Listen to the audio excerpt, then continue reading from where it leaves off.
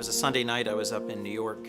I had an event at the United Nations first thing the next morning, and I got a frantic text from Annie. She'd cooked dinner for the kids, and Jack was downstairs doing homework. Mike was upstairs reading. Maggie was out in the sunroom. Mike called to her and said, "You know, Mom, Jack has a really terrible headache." And by the time she went downstairs to bring him some aspirin, she found him on the floor in the bathroom. He was bright red all over. He was choking. He couldn't breathe. His twin, Michael, had to carry him up from the basement. And as they got into the car, he vomited blood. And he said, "Mom, where do we go? Where do we go?" And she said, "St. Francis." There was nothing I could do. I went to St. Patrick's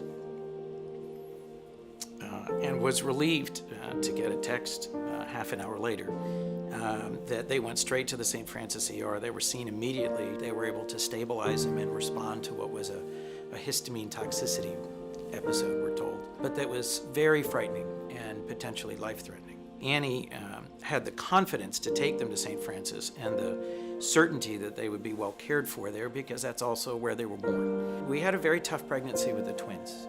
Annie had a cracked pelvis, 2 cracked ribs, gestational diabetes, and was on bed rest for 6 weeks. And she went in for a routine checkup, and Dr. Nancy Pettit noticed something in the ultrasound.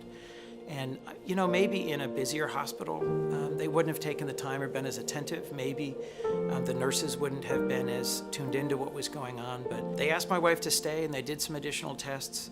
They paged me, and I came in. They discovered that Jack was really at risk of dying from what was going on in the womb. And within just an hour, our twins were born in an emergency C-section. We are eternally grateful for just the remarkable quality of care. For the greatest gift in our lives, all 3 of our children, who were all born at St. Francis. Whether in an emergency this year or in their birth 17 and 15 years ago, St. Francis has really touched our lives and has been an amazing resource for our community.